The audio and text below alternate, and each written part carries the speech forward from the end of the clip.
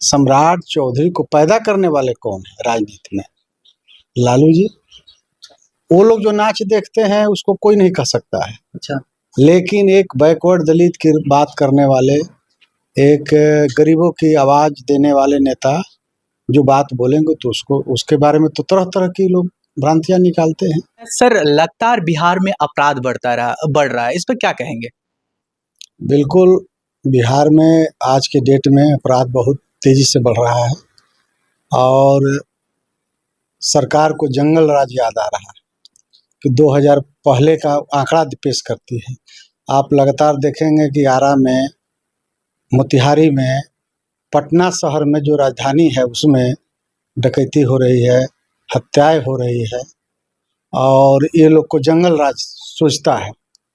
तो मैं ये समझता हूँ कि ये लोग को कोई मुद्दा नहीं है, बेरोजगारी पर नहीं बोलना है, बिहार के नौजवान पलायन कर रहे हैं उस पर कोई चर्चा नहीं करना है और केवल लालू परिवार, तेजस्वी यादव, यही सब मुद्दा सरकार के पास है। सरकार अपनी उपलब्धि नहीं बताती है कि हमने क्या किया 20 वर्षों में।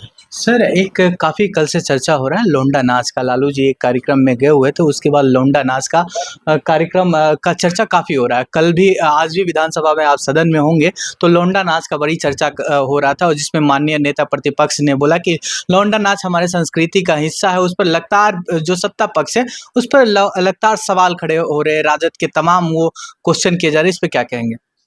लौंडा नाच का जो सरकार आरोप लगा रही है, ऐसी संस्कृति नहीं रही है।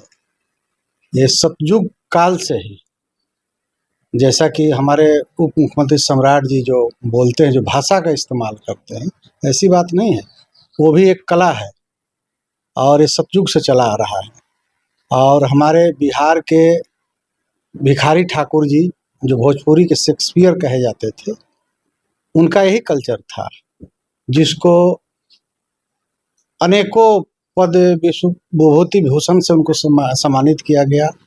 हमारी सरकार, आदरणीय लालू जी की सरकार ने उनको छपरा में आदम कद मूर्ति बनाने का काम किए और उनको सम्मानित करने का काम किए। तो ये लोग को कोई मुद्दा नहीं है, कला का ही एक अंग है जिसको ये लोग एक गलत भावना से ये लोग बोलते हैं, वो कला का एक परिचायक है।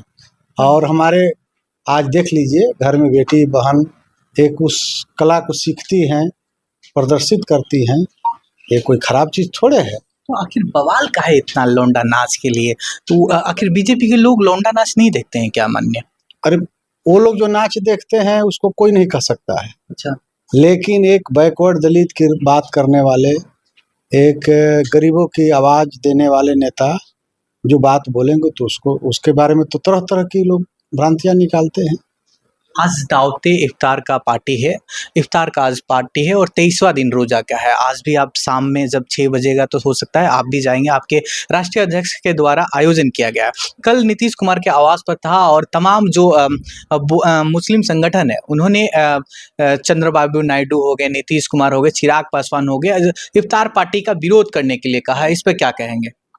बिल्कुल, ये इफ्तार पार्टी हमारी परंपरा है, मुस्लिम समुदाय का एक बहुत बड़ा त्यौहार है, उसको हम लोग भी मानते हैं और उस परंपरा लगातार चला आता है और हम लोग उस परंपरा के साथ हैं और उसको हम लोग मानते हैं, उसमें सम्मिलित होते हैं और एक हिंदू मुस्लिम एकता का वो प्रचायक है। हमारा देश गंगा जमुना की तहजीब का देश है, हम लोग उसको मानने वाले लोग हैं। क्या लगता है जिस तरह सम्राट चौधरी लगातार आपके ऊपर आरोप लगाते रहे हैं और आज भी लगा रहे हैं, वो कहते हैं कि सम्राट चौधरी कौन होते हैं? हमारे नेता के बोलने वाले, लालू जी के बारे में बोलने वाले सम्राट चौधरी का कोई महत्व नहीं, जनता महत्व नहीं देती है। सम्राट चौधरी को पैदा करने वाले कौन है राजनीति में? लालू जी। ऐसे ऐसे हमारे जैसे, उनके जैसे कितने हजारों लोग को लालू यादव ने पैदा किया है। तो ऐसे लोग को बोलने का कोई औचित्य नहीं और जनता कोई महत्व नहीं देती है लोग के बात। बहुत बहुत धन्यवाद।